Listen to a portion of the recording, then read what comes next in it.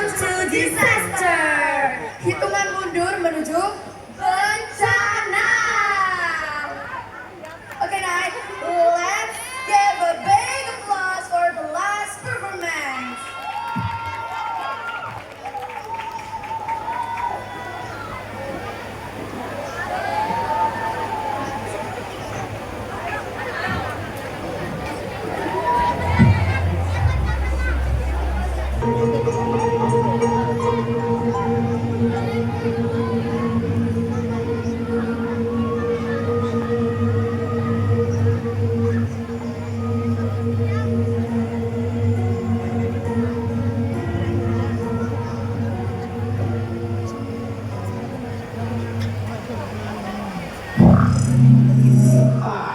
Aduh, gue sakit banget dah.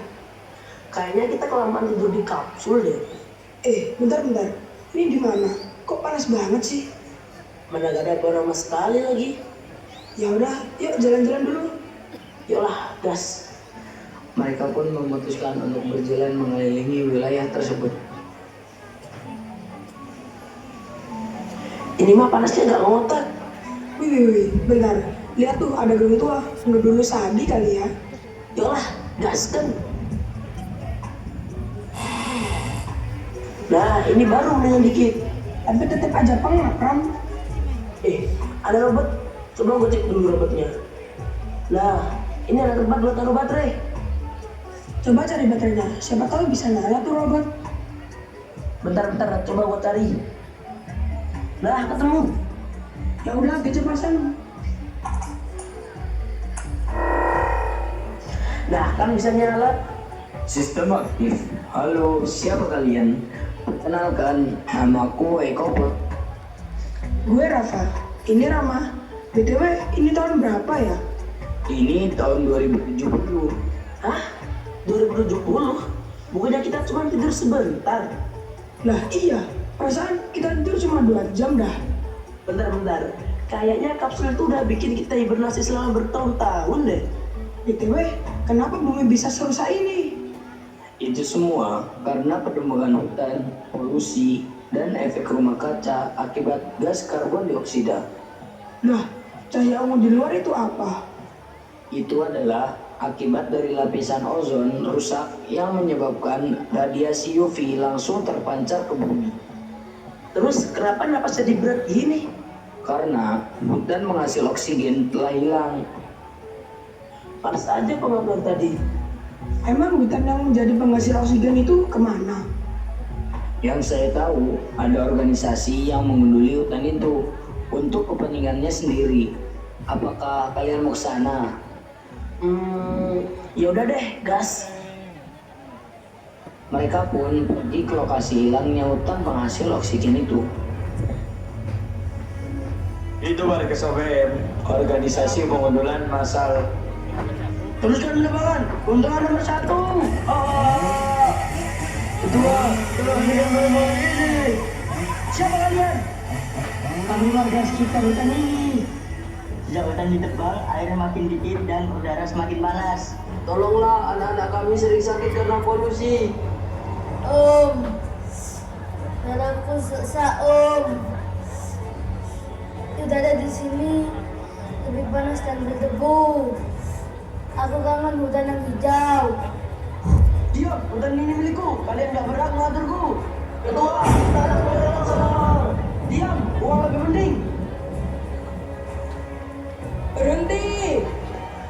Siapa kalian? Kalian sadar gak sih, perbuatan kalian ini udah kelewatan. Hutan yang selama ini kita jaga, mana kalian hancurkan?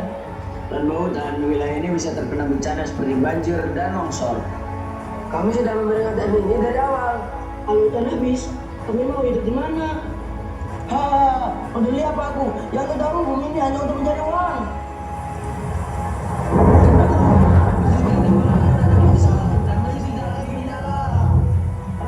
Kenapa? Waktu kita sudah tidak lama lagi. Ayo kita cari solusinya. Mereka pun pergi mencari solusi untuk penyembuhan hutan ini. Lihat sekitar kalian. Ini kan yang kalian namakan keuntungan, hah?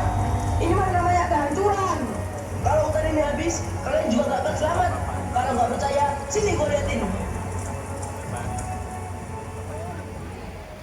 Pada eksperimen ini digunakan dua baskom, yaitu satu baskom berisi tanah tanpa tanaman, dan yang kedua baskom berisi tanah dengan tanaman hidup. Kedua baskom disiram air dengan jumlah yang sama hingga air mulai mengalir keluar.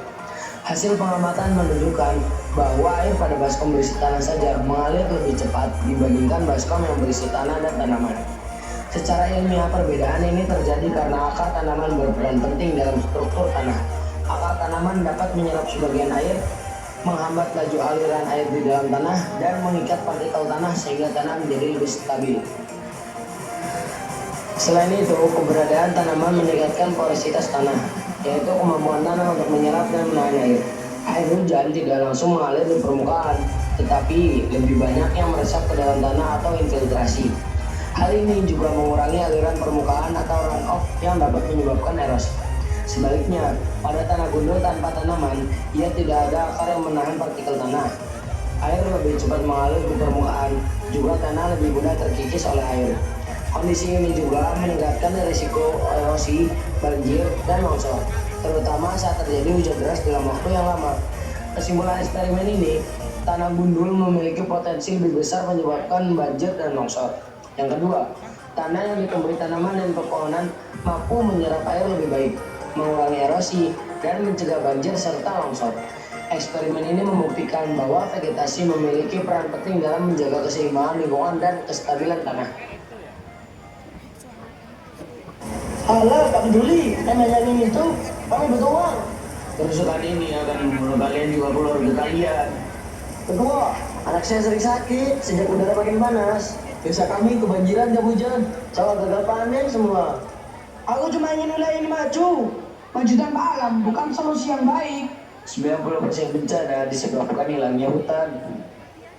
Setelah mendengar keluhan dari anggotanya dan warga sekitar, Ketua OPM pun diberi hidayah untuk melakukan reboisasi. Kalau begitu, jika kita berhenti sekarang, apa masih ada harapan?